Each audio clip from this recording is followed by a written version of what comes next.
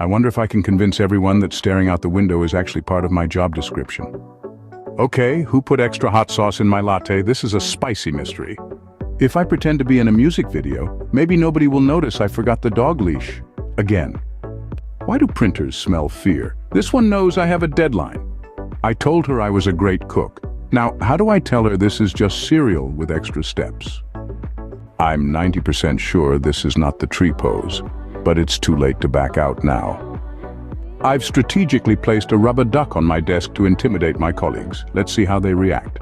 Mom, can I bring my pet rock to show and tell tomorrow? It has a thrilling life story. So, tell me, how proficient are you in Excel spreadsheets? I once made a pivot table that predicted the winner of the next unicorn race. Does that count? Cooking is like jazz. If you add enough salt, it turns into heavy metal. Don't worry, I've never accidentally glued my hand to a patient's mouth before, at least not this week. I've got a brilliant defense strategy. I'm going to argue that gravity is just a suggestion. Our new massage technique involves imitating the movements of a penguin trying to waltz. It's strangely effective. Shh, we must be quiet in the library. If we disturb the books, they might start plotting a rebellion. What's your strategy for rescuing drowning swimmers? I plan to do the Macarena until they float to the surface. It's foolproof, trust me.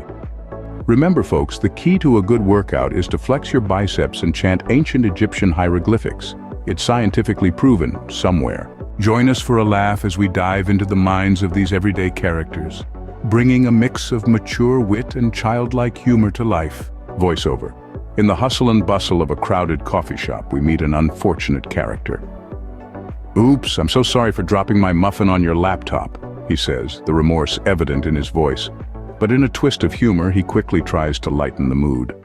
But don't worry, he quips, it's now officially a muffin-top computer. A burst of laughter fills the coffee shop, transforming an awkward situation into a memorable moment of shared humor. Voiceover.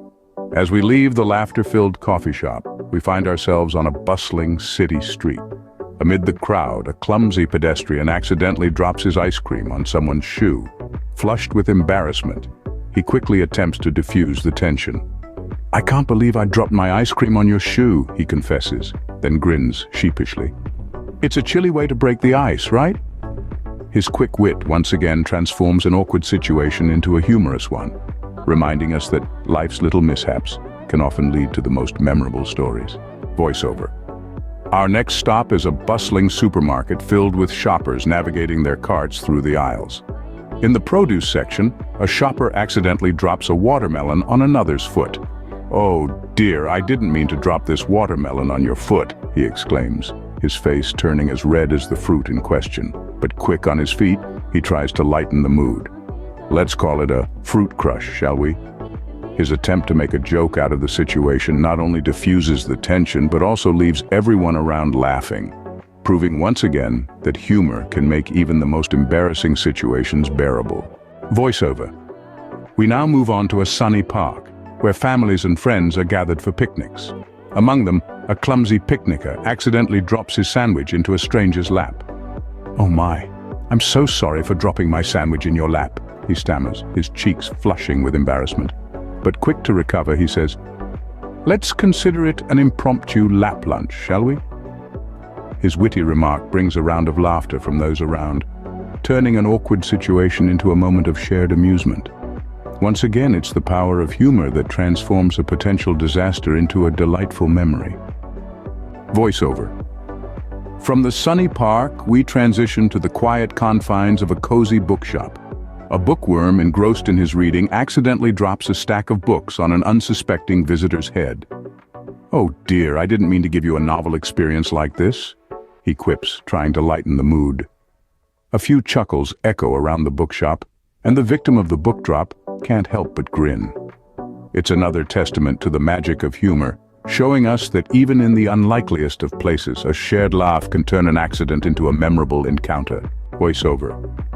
From the tranquility of the bookshop, we find ourselves amidst the echoing sounds of a bustling bowling alley. A bowler, caught up in the excitement, accidentally drops his bowling ball on a bystander's toes. Oops, I dropped my bowling ball on your toes. Guess it's a strike against me in the courtesy department, he jests, attempting to defuse the situation with humor. A wave of laughter washes over the bowling alley, transforming the painful mishap into a shared moment of mirth. It's yet another example of humor's unifying power, proving that even in the face of discomfort, a well-placed joke can turn a blunder into a bonding experience. Voiceover. After the bowling alley, we find ourselves in a serene garden party. A guest, while serving a salad, accidentally drops some on a fellow partygoer's dress. "Apologies for the mess, but let's call it garden couture with a hint of vinaigrette," the guest jests, trying to lighten the mood. The garden fills with laughter, the mishap now a funny anecdote. It's a testament to the power of levity, turning a potential faux pas into a charming garden party memory. Voiceover. From the garden party, we teleport to a bustling music festival. A concertgoer in the midst of the crowd's energy accidentally spills his drink on another fan's shirt. He quickly apologizes. "Sorry for the splash, but let's call it a rock and roll stain." A ripple of laughter cuts through the music, turning a potential annoyance into a memorable festival anecdote. And so the power of humor continues to save the day, turning stains into stories at the rhythm of the beat. Voiceover. We shift from the vibrant festival scene to a tranquil petting zoo. A child in his excitement accidentally drops some animal feed on a visitor's shoe. He quickly apologizes. "Sorry for the mess, but think of it as a wild fashion statement." A burst of laughter echoes throughout the zoo, transforming a minor mishap into a charming moment of innocence. And so, even in the most unexpected places, humor continues to unite us, turning small accidents into shared smiles. Voiceover. From the petting zoo, we find ourselves in a fancy restaurant. A diner, in a moment of clumsiness, spills wine on another guest's elegant attire. The room falls silent. He looks up, regret evident in his eyes. "My wine glass slipped, and I spilled it on your elegant attire," he admits, then tries to lighten the mood. "Think of it as vintage elegance now." The room bursts into laughter.